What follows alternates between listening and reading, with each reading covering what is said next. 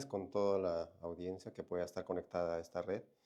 En esta oportunidad vamos a hablar sobre un tema muy importante que es el tratamiento quirúrgico en el cáncer de próstata. Quien les habla es el doctor Aníbal Canaza Bedoya, es médico asistente del Departamento de Urología de acá del Hospital del Instituto Nacional de Enfermedades Neoplásicas. Bueno, simplemente darles de todas maneras el inicio o de repente para ver o tratar de enmarcarnos en este tema es saber que el cáncer de próstata pues es una de las enfermedades neoplásicas más frecuentes en el varón y que la mortalidad también es muy alta en caso no sea diagnosticada a tiempo.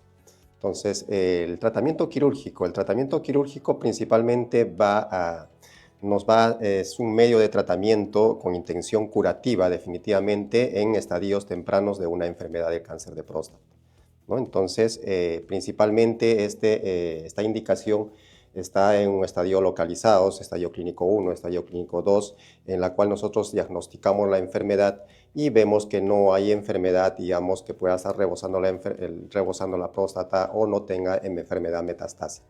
Entonces, consta o es uno de los principales tratamientos en estos estadios iniciales y que también puede ser usado o puede ser mediante un tratamiento trimodal también en estadio clínico 3 o la enfermedad de repente esté localmente avanzado también. Y en casos particulares se puede también hacer uso.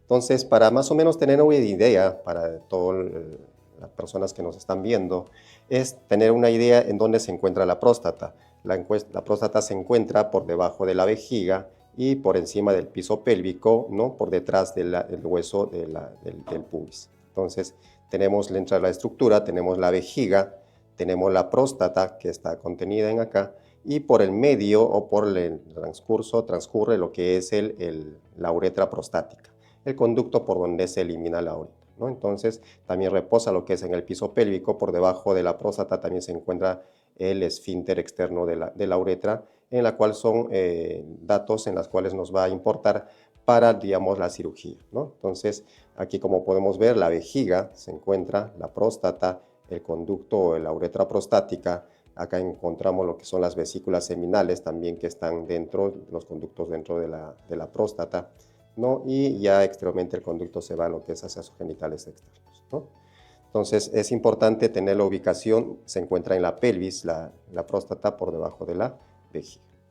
Dentro de las funciones principales, bueno, en la producción de líquido prostático, ¿no? Que es componente del semen, en la cual pues eso nos va a intervenir también en la eyaculación. Dentro del tamaño aproximado de la próstata tenemos que la próstata va a pesar aproximadamente 20 gramos, con un tamaño, con unas dimensiones de 4 por 3 por 2 centímetros aproximadamente, ¿no?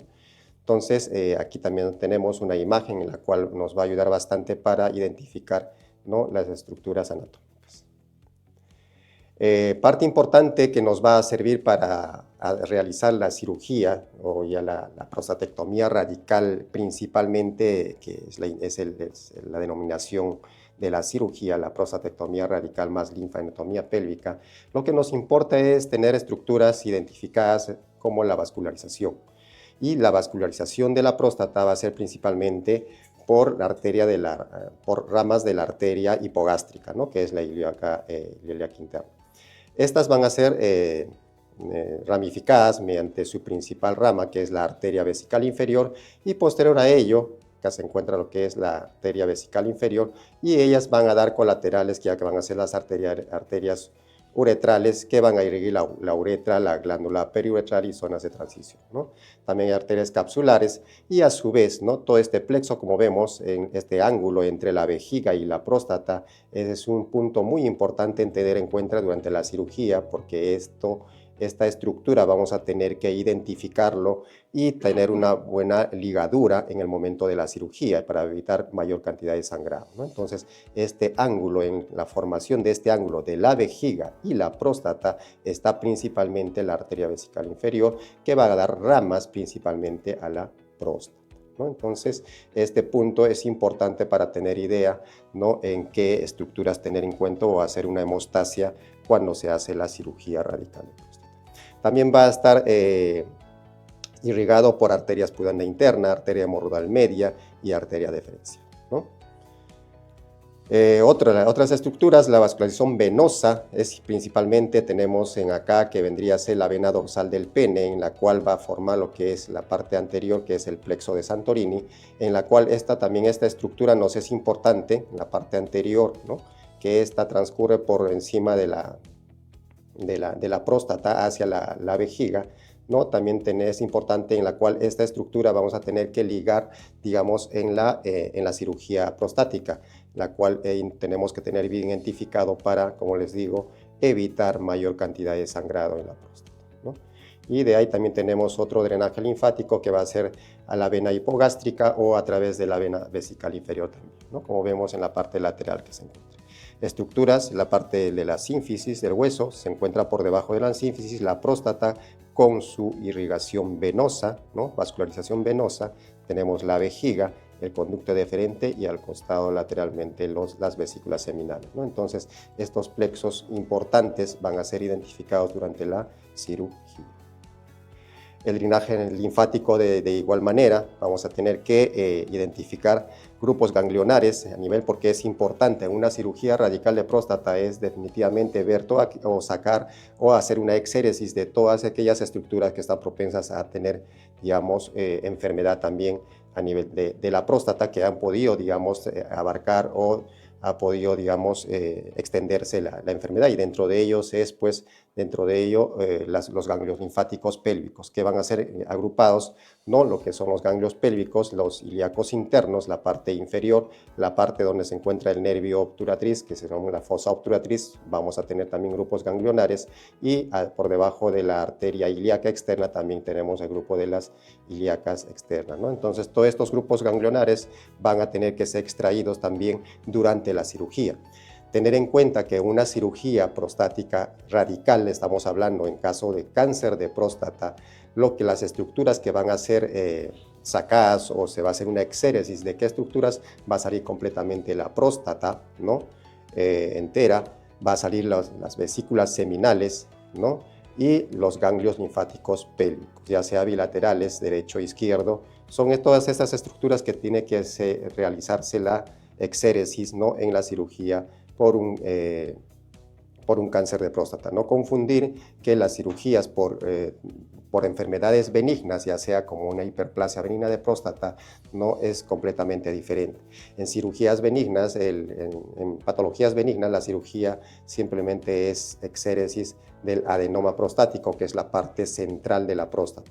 Entonces es lo que sale, y la estructura que queda definitivamente en la cápsula. Aquellos pacientes que son operados de una hiperplasia benigna de próstata, ya sea por una adenomectomía o de repente por unas cirugías endoscópicas como la RTU, son simplemente exéresis del tejido central. Pero ese paciente que es operado por patología benigna tiene próstata, ¿no? Eso tener en cuenta en el sentido de que muchos pacientes a veces confunden si me han operado hace mucho tiempo de la próstata, creyendo que a la actualidad no tienen próstata, ¿no? Entonces simplemente ellos han sido operados por patología benigna, en la cual esos pacientes tienen próstata y ya están exentos a presentar cáncer en el tiempo también, cáncer de próstata, ¿no? En el tiempo.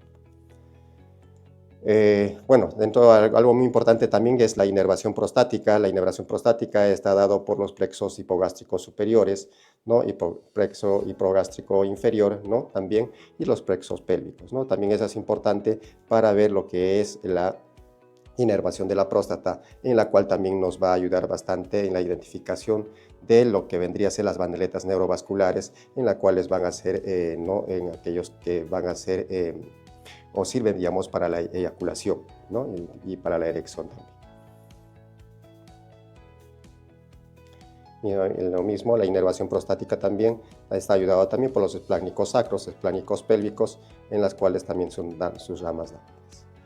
Esta es una imagen en la cual tenemos que tener, es amplificada, y es un esquema en la cual vamos a tener que identificar, ¿no? Y tener claro que la parte superficial, la de color azul, se encuentra lo que es el plexo venoso, en la cual es la vena del plexo venoso dorsal del pene, y que es aquí esta forma lo que es el plexo Santorini, un enmarañado de venas. Se encuentra la glándula prostática en sí, la uretra prostática, que es la parte del medio, y tenemos lo que es las fascias prostáticas en las cuales están contenidos lo que son las bandeletas neurovasculares en la parte inferior principalmente, entre lo que es el ángulo de la próstata y el recto. Esto vendría a ser la estructura del recto, ¿no? La grasa perirectal, y en estos lados, ¿no? A los lados, en esos ángulos, se encuentran o transcurren, digamos, estas bandeletas neurovasculares que son importantes para la erección, ¿no? Entonces, eso de ahí es importante también para el momento de tratar de identificarlos y tratar de preservarlos durante la cirugía. Tenemos la fascia endopélvica también, que están lateralmente también contenidos, ¿no? Y en la parte inferior tenemos la grasa perirectal y la parte inferior del recto, ¿no? Entonces, a grandes rasgos, o comentándole también en una exéresis de la próstata, ya sea ¿no?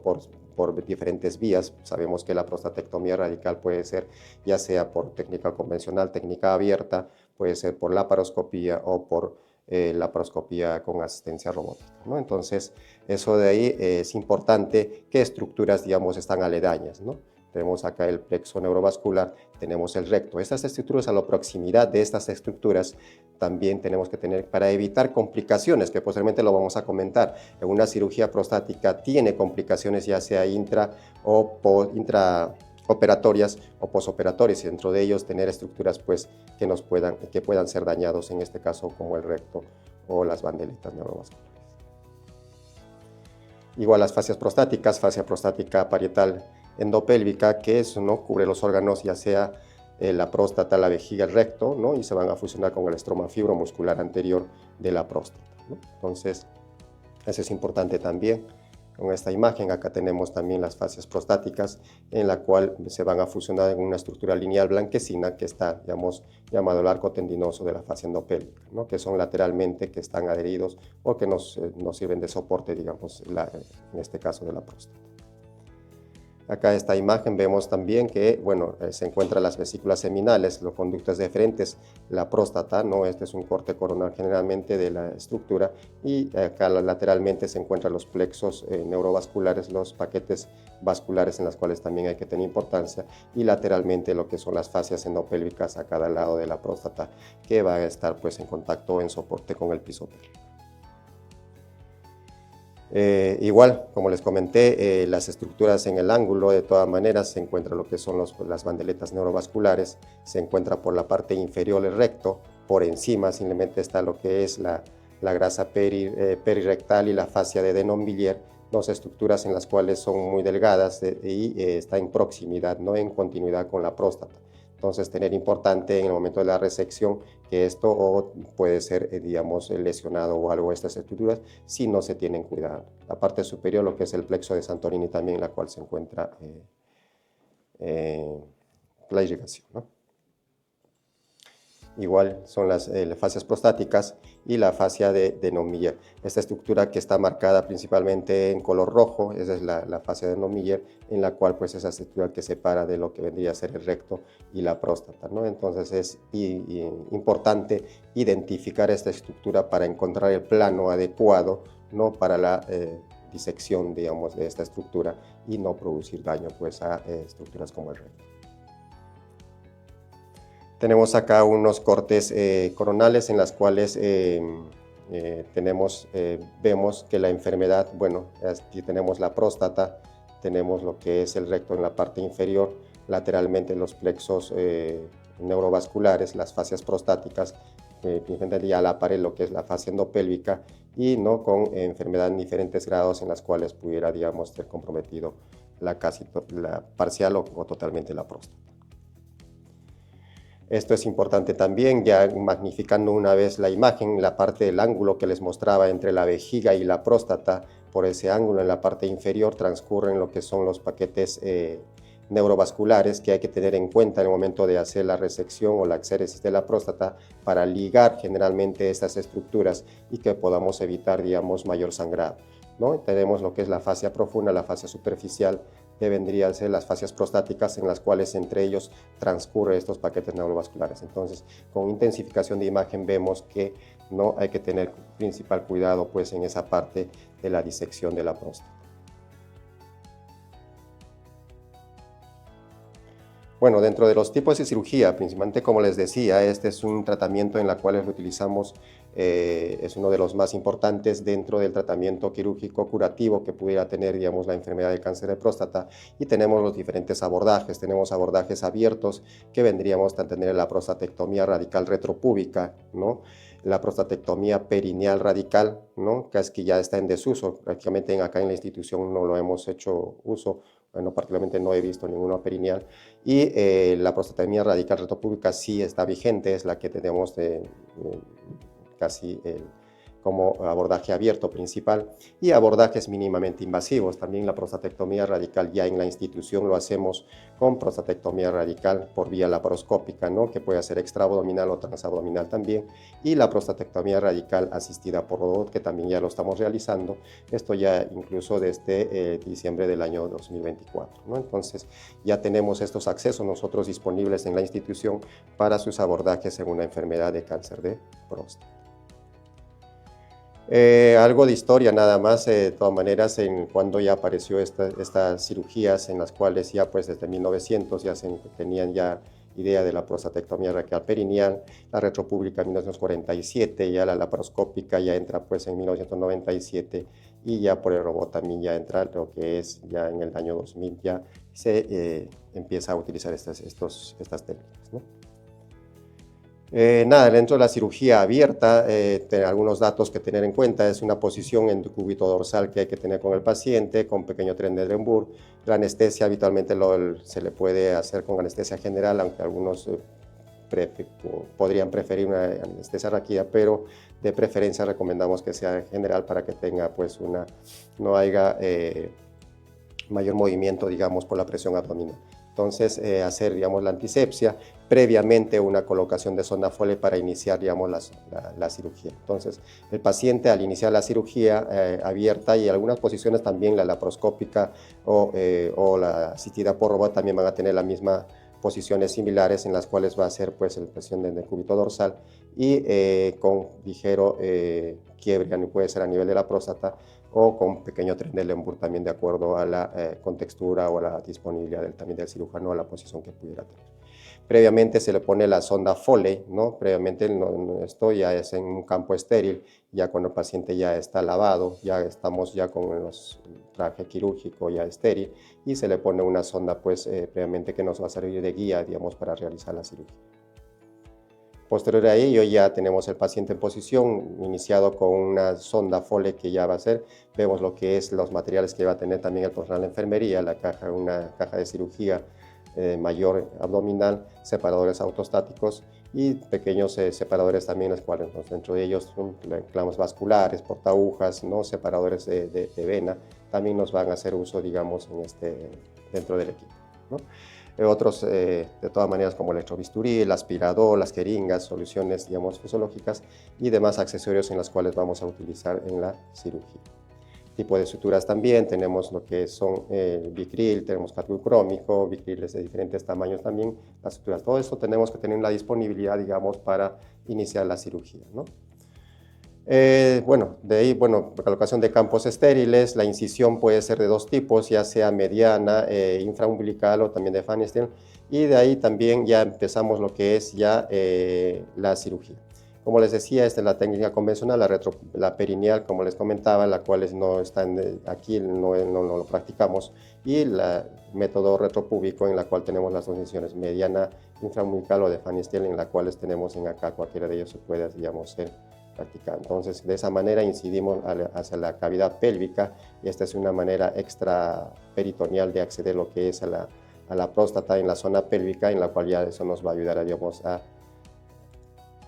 tener acceso. Entonces, dentro de ellos, o inicio de la cirugía, principalmente vamos a empezar con lo que vendría a ser la linfadenectomía pélvica, ¿no? Entonces, la linfadenectomía pélvica lo realizamos, la técnica en la cual, o el tipo de linfadenectomía, es la de linfadenectomía pélvica extendida, en la cual vamos a abarcar pues ganglios o grupos ganglionares, ya sea de la ilíaca externa, el grupo de la obturatriz, la ilíaca interna, y también de ilíacos comunes al inicio, ¿no?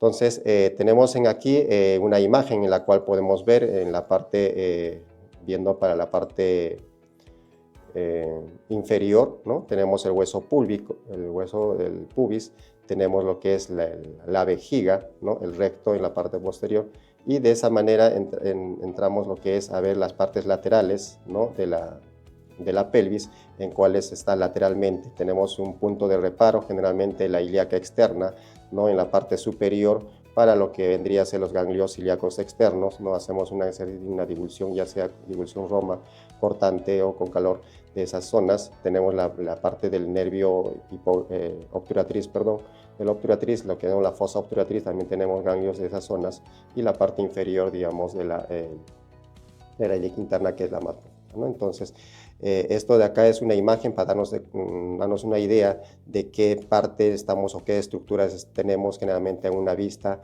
digamos, de la lateral de la vejiga y la próstata, en la cual están contenidos los ganglios, ¿no? Entonces, primer paso, o iniciamos con este primer paso, que vendría a ser la linfadenectomía pélvica, ¿no? En el paciente, ya sea bilateral, derecha, tanto izquierda. Esta es una imagen también que nos va a ayudar un poco para tener mayores reparos, en las cuales tenemos la vejiga, tenemos ya la inserción o acá ya la llegada del uréter, que vendría, digamos, implantarse en la parte del piso de la vejiga a ambos lados. En este lado tenemos en la parte lateral izquierda, el otro lado debe estar, digamos, la parte lateral, tenemos la inserción, tenemos la próstata que está por debajo de la vejiga, ¿no? Y tenemos continuado lo que es el esfínter uretral, y continúa lo que es con el conducto uretral, que ya va, digamos, a salida por el genital masculino, por el pene del varón, ¿no? Entonces, es importante que lateralmente tenemos ahí estructuras como lo que es los vasos sanguíneos, ya sea la arteria, las venas que transcurren por ese pedículo lateral, y también los nervios que están, digamos, en plexos nerviosos que, digamos, transcurren por ese ángulo, ¿no? Entonces, es importante tener esta identificación de estas estructuras. ¿Qué cosas van a salir? Como les decía, en una cirugía radical de próstata va a salir completamente la próstata, ¿no? Toda la estructura, va a salir las vesículas seminales que se encuentran aquí lateralmente, ¿no? A ambos lados, derecha e izquierda, y van a salir los ganglios linfáticos. Entonces, se tiene que hacer una resección, podemos decir, de aquí del cuello de la vejiga, que en la parte superior, y en la parte inferior a nivel de la uretra, por encima del esfínter uretral externo, ¿no? Entonces, toda esa zona va a tener que, digamos, hacerse una exéresis de todas esas estructuras en una enfermedad de cáncer de próstata. Entonces, el paciente que sea operado de un cáncer de próstata sale completamente, no tiene ya próstata en un paciente, porque sale completamente, digamos, esta estructura, acompañado de la vesícula seminal y los ganglios linfáticos, ¿no? Entonces, va a salir todo estas estructuras. Acá tenemos otra imagen igual, tenemos lo que es la vejiga, ¿no? Lo que es la próstata, las vesículas seminales, el conducto o la uretra prostática, ¿no? Y ya tenemos también aquí lo que vendría a ser el esfínter uretral, ¿no? A nivel de esta altura, y lo que sale es lo que les decía, toda la próstata, vesículas seminales y los ganglios linfáticos, ¿no?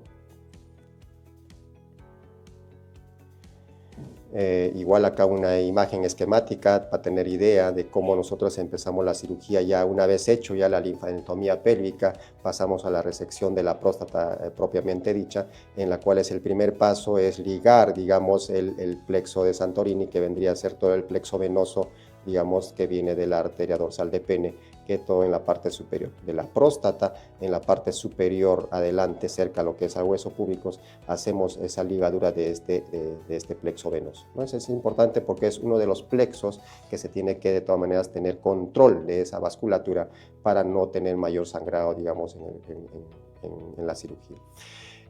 Siempre, de todas maneras, se dice que puede tener un sangrado entre 500 cc hasta 2 litros en una cirugía en una prostatectomía radical, dependiendo de cómo se encuentran, digamos, las estructuras, que tan pegadas o no estén, la experiencia del cirujano y cómo se presente la enfermedad también en ese momento o en qué estadio se encuentra. Entonces, va a depender mucho, de todas maneras, controlar o hacer control de esta vasculatura para no tener mayor sangrado. Entonces, el primer paso que es identificar este plexo venoso de Santorini, en la cual se va a ligar por debajo del pubis, ¿no? Con hilos por manera compresiva.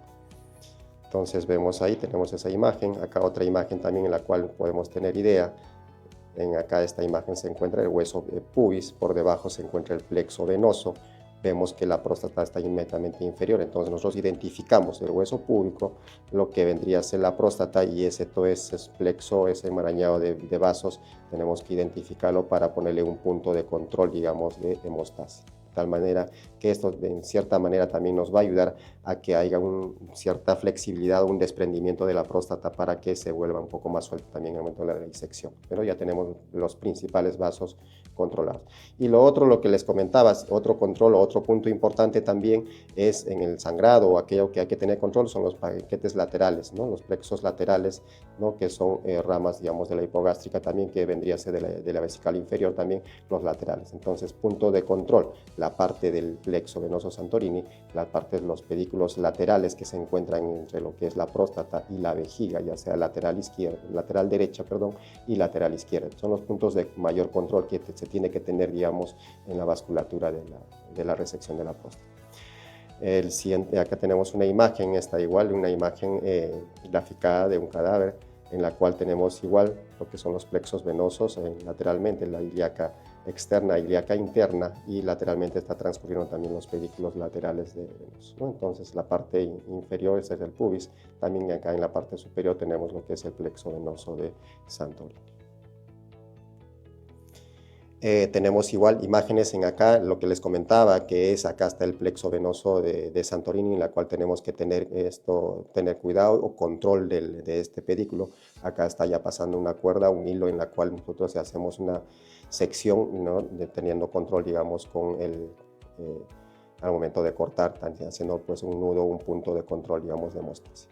El ligamento puboprostático, generalmente esto lo conservamos, habitualmente no se puede hacer nada, pero depende mucho también del tamaño de la próstata, que puede hacer en próstatas voluminosas, esto podamos de todas maneras seccionar, pero en próstatas pequeñas generalmente llegamos a conservar. Entonces, un punto de control, la parte superior, el plexo venoso, ¿no? Vemos la fascia endopélvica, la pared del piso pélvico, acá en una imagen, la parte superior que está llevando la próstata, que está en la parte inferior, conteniendo también la vejiga. Entonces, ya tenemos una idea más o menos cómo vamos realizando la cirugía, ¿no? Y primero el control. Acá a un inicio también hacemos lo que es la incisión de la fascia endopélvica, ¿no? Para separar lo que es del piso pélvico, la estructura de la próstata. Fascia endopélvica derecha, fascia endopélvica izquierda, hacemos una incisión de dicha fascia y ya tenemos ya identificado la estructura de la próstata ya suelta, digamos, a nivel lateral del piso pélvico, ¿no? Entonces, al tener un control también de la parte superior, digamos, del pedículo, también vamos a liberar un poco ya también la tensión que se tiene en la parte superior de la próstata.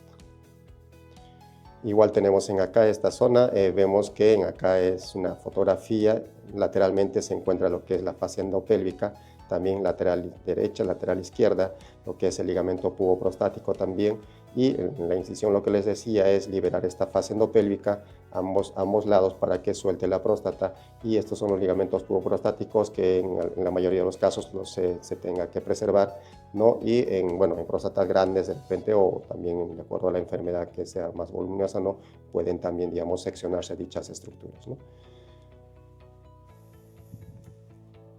Lo mismo para tener una idea, tenemos acá control vascular también en la parte superior, ¿no? Ya tenemos la próstata, tenemos las venas superficiales en las cuales se hace control, ya sea distal, cerca a lo que es al hueso del pubis, y otro control que vendría a ser ya la proximal, que vendría a ser cerca a la vejiga. La próstata ya queda ya en la parte, ¿no? En ese trayecto, y en las cuales tenemos que librar con un punto distal de este plexo y un punto proximal, digamos, de este plexo. Y hacemos una sección entre estos dos controles que tenemos entre estos dos puntos, ¿no? Entonces liberamos todo eso, seccionamos y va a quedar libre, digamos, la parte superior de la próstata. Como aquí vemos, ya hacemos un control, acá está el punto, digamos, de la parte vesical, tenemos ya el punto de la parte distal, digamos, del plexo, y hacemos la incisión, ya la parte vendría a ser de ese pedículo, y para encontrar ya la parte de la próstata netamente con el conducto de la uretra, ¿no? Entonces aquí incluso ya está viéndose que se está aperturando la uretra, pero eso lo dejamos siempre y cuando tengamos un mayor control todavía. Entonces incidimos ese pedículo, abrimos y acá vemos que son las fascias prostáticas en las cuales esto tenemos que liberarlo. ¿Para qué? Para que de todas maneras el plexo nervioso que se encuentra, el pedículo neurovascular se encuentra, digamos, lateralmente en la parte inferior, podamos liberarlo también, ¿no? Entonces esto de acá tenemos que liberar esta fascia que está periprostática para, digamos, controlar o tener mayor control, digamos, de estos pedículos neurovasculares. ya tenemos ya mayor control, ya vemos que empezamos a seccionar la uretra teniendo ya mayor control, tenemos lo que es la disección en un inicio, como dijimos, ligadura de los plexos, ya sea en su parte distal, en su parte proximal, la fascia endopélvica ya se fue liberada también, ya hemos hecho una sección del cordón y empezamos lo que es con la liberación de las fascias prostáticas, digamos, lateralmente para preservar, digamos, la funcionalidad, ¿no? De la erección, y de ahí empezamos ya a seccionar la uretra netamente en su ápice de la próstata, ¿no? Aquí ya más o menos se tiene control. Algunas veces algunos cirujanos tienen control generalmente ya con la parte de la sección, ya con puntos que van a servir para lo que es la anastomosis, o puede serse también posterior a la sección, pero ya iniciamos la parte del ápice con la sección a nivel del ápice de la próstata, ¿no? Y apareciendo ya el conducto de la uretra, ¿no? Entonces, igual, tenemos en acá ya, tenemos mayor control, ya tenemos una sección completa de la uretra, la parte distal, ya este es el ápice, ya se ha levantado principalmente ya el ápice de la próstata y ha quedado ya acá el remanente de la uretra que vendría a ser, ¿no? Por debajo del ápice, que está en la parte más distal, inmediatamente se encuentra el esfínter de la uretra, pero vemos que ya tenemos un control, prácticamente ya hemos liberado la parte del ápice de la próstata tratando de levantar, ¿no? Entonces son las fascias en las cuales tenemos el paquete neurológico, en la cual lateralmente y empezamos a levantar la próstata, y la parte inferior ya empieza a aparecer las estructuras o la grasa perirectal, porque toda la parte inferior de aquí se encuentra recto, y empezamos a levantar la próstata ya ayudado por un reparo que esta sonda Foley que iniciamos, digamos, o que le pusimos al inicio pues de la cirugía, ¿no? Empezamos ya a liberar todo eso, y lateralmente aquí, como ya se ve, una pinza también que nos ayuda ya a liberar los paquetes laterales, ¿no? Los plexos laterales, ya sea de ese ángulo de la próstata y la vejiga, porque son troncos mayores de vasculatura que nos va, digamos, si no lo controlamos va a haber un mayor sangrado, ¿no? Entonces ya se empieza a levantar la próstata. Igual hacemos control de esas partes vascular de los pedículos laterales de la próstata. Igual en esta imagen también vemos que tenemos mayor control de esas zonas, ya está levantándose mejor la próstata, y la parte, una vez levantado ya lateralmente las próstatas, ya sea derecha e izquierda, y la parte, como vemos en acá, la parte inferior también ya se desprende del recto, empieza ya a levantarse la próstata, y posterior a ello empezamos ya una sección en la parte ya proximal, que vendría a ser el ángulo principalmente entre la vejiga y la próstata, ¿no? Entonces aquí ya esto, la parte superior se encuentra la próstata, la parte superior, la parte de esta imagen, la vejiga y la próstata. Ese ángulo ya empezamos ya a trabajar, porque ya hemos trabajado la parte ya distal, la parte del ápice, lateralmente ya hemos trabajado, lateralmente también ya ha trabajado, y la parte del recto, la parte inferior, que vendría a ser la imagen de acá, la parte inferior, se ha levantado de la próstata, y lo que nos toca ahora es pues diferenciar o hacer una sección a nivel de este cuello de la vejiga y la próstata. Este ángulo empezamos ya a trabajar, ¿no? Igual, empezamos igual esta imagen también, en la cual ya tenemos, ya en esta imagen se ve mucho mejor levantada la próstata, todo, y empezamos a trabajar la parte anterior entre el ángulo entre la vejiga y la próstata, ¿no? Y empezamos a seccionar esa zona. Ya levantado toda esa estructura, la parte, y ya acá en esta zona tenemos que identificar pues hasta lo que es llegar el cuello de la vejiga, ¿no? Cuello de la vejiga principalmente, haciendo ya pues una sección ya bien cuidadosa, identificando la estructura, ¿no? De esa zona. Y ya empieza a levantarse, y empezamos aquí ya a buscar las vesículas seminales que ya están aquí posterior a la vejiga, ¿no? Ya tenemos controlado la próstata, siempre con ayuda de la sonda Foley, y tenemos controlado, vendríamos a tener control posterior de las vesículas seminales, que están lateralmente, derecha o izquierda, ya yéndose hacia la parte posterior de la vejiga, y hacemos esa sección o exéresis de las vesículas seminales, ¿no?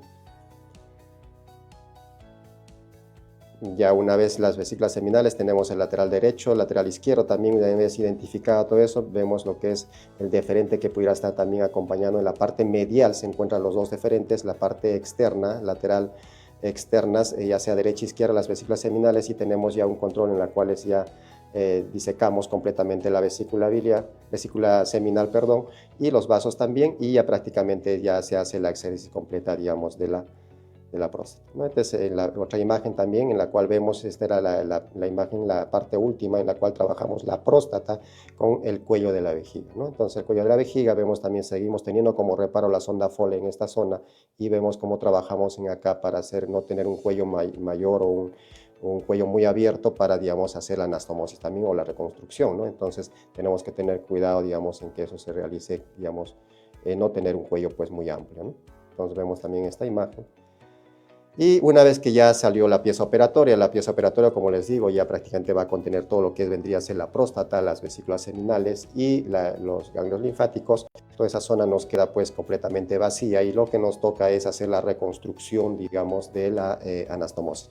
Reconstruimos lo que vendría a ser el cuello de la vejiga para hacer la anastomosis del cuello de la vejiga con lo que vendría a ser la parte de la uretra, ¿no? Que queda en esa zona. Entonces aquí, no sé si nos percatamos un poco en la imagen, ya hemos hecho incluso un cerclaje del cuello de la vejiga, en la cual si se ha aperturado en mayor tamaño el cuello de la vejiga, tenemos que reducir el tamaño del cuello de la vejiga, ¿no? Haciendo puntos, digamos, de afrontamiento, disminuyendo lo que vendría a ser para la reconstrucción de la vejiga. Entonces tenemos ya aquí en un menor diámetro, ¿no? Del cuello de la vejiga, ya haciendo la hemostasia respectiva, tenemos la uretra también a nivel distal, la cual hemos seccionado, y toda esta parte es el lecho operatorio en la cual pues queda completamente vacía, y la reconstrucción es principalmente anastomosar esa zona, lo que es el cuello de la vejiga con la uretra, y vemos que los puntos nosotros ya tenemos también aquí, ya son tres puntos hacia el lado derecho, 3 puntos hacia el lado izquierdo, la cual nos vamos a servir para anastomosar pues esto, ¿no?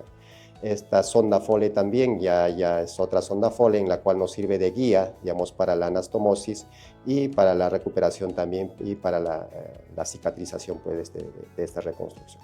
Entonces tenemos en acá principalmente y esto de ahí afrontamos con los puntos y se puedan pues quedar de esta manera, ¿no? Entonces vemos en acá, esta es en la figura A, tenemos acá un cerclaje, digamos, del cuello de la vejiga, tenemos puntos de afrontamiento, eversión a nivel del cuello para que tengamos pues contacto de repente a nivel de la mucosa, de la vejiga, ¿no? Que tengamos que vertir en cierta manera. Y aquí prácticamente ya los puntos de la uretra se hacen, ya se afrontan con los de la vejiga, ya son los puntos que van a correr, ¿no? Ya alrededor de todo lo que vendría a ser la circunferencia, alrededor de la sonda que nos sirve de guía, y una vez que ya tenemos reparados los 6 puntos, ¿no? Se llega a lo que es al afrontamiento, se traccionan los puntos que están ahí insertados y prácticamente se llega a un afrontamiento entre lo que vendría a ser la uretra remanente y el cuello de la vejiga. De esa manera, esto de ahí queda afrontado prácticamente y con una guía uretral que por lo menos lo dejamos unos 10 días en la cirugía abierta y aún puede ser incluso menos días, ¿no? 6 días a veces lo dejamos en la laparoscopía y eso nos sirve de guía para la cicatrización y la sonda Foley ya puede ser retirada posterior a ello, ¿no? Entonces, esa es la manera como se hace la reconstrucción, digamos, después de la prostatectomía. Similar procedimiento es también las cirugías laparoscópicas o las asistidas por robot. Simplemente la técnica puede empezar, digamos, la parte distal o la parte proximal. En el caso de la cirugía laparoscópica ya no empezamos por la parte distal, que vendría a ser el ápice de la próstata, sino en la parte ya más proximal a nivel del cuello en el cuello de la vejiga y la próstata, y avanzamos lo que es hacia la parte distal. Pero las estructuras que hay que tener en cuenta, la ligadura de los plexos, los plexos laterales, plexos anteriores, es similar, digamos, en el procedimiento también de la laparoscópica, ¿no? Entonces, dentro de lo que vendría a ser la cirugía laparoscópica, ya el instrumental es otro, el equipo es otro, tenemos la mesa también aquí del quirófano, tenemos que tener ya, digamos, instrumental laparoscópica también dentro para el procedimiento, ¿no? Y ya prácticamente lo que se tendría que es el trabajo en la cirugía laparoscópica es con la inserción de trócares en las cuales uno me va a servir para lo que es la cámara, para vender la imagen, digamos, la parte del medio, y generalmente lateralmente tenemos trócares también 2 a cada lado, en la cual nos va a servir, digamos, para trabajar toda la disección y todo el trabajo que se ha manifestado, o sea, hemos visto en la cirugía convencional. Interiormente con estas pinzas laparoscópicas también todo el mismo trabajo se va a tener que realizar, digamos, por vía laparoscópica. Igual cuidados posoperatorios también, ¿no? Ya sea en la extubación, ya todo eso, paciente de recuperación, los cuidados, este paciente tiene que quedar con sonda también, igual en la cirugía laparoscópica, en una sonda en la cual nos va a ayudar para lo que es la cicatrización de la anastomosis, ¿no? En caso de la laparoscopía podemos, digamos, retirarlo de repente un poco más temprano, son a los sexto día, y ¿no? Depende del tipo también de cirugía que se haya realizado. Bueno, lo otro ya pues la cirugía robótica también en la cual lo hacemos en nuestra institución ya, esto ya con otro equipo definitivamente también, ya la facilidad digamos en la cual nosotros tenemos el instrumental quirúrgico es digamos de que tenemos instrumentos pues articulados, generalmente las pinzas ya son articuladas en las cuales nos van a dar bastantes grados de libertad en movimiento, ¿no? Más o menos son 5 o 7 grados de libertad en movimiento, ¿no? Con incluso dos rotaciones que pueden ser axiales. Entonces, simula ser, digamos, o tenemos la pinza laparoscópica, la robótica en este caso, simula pues tener como la muñeca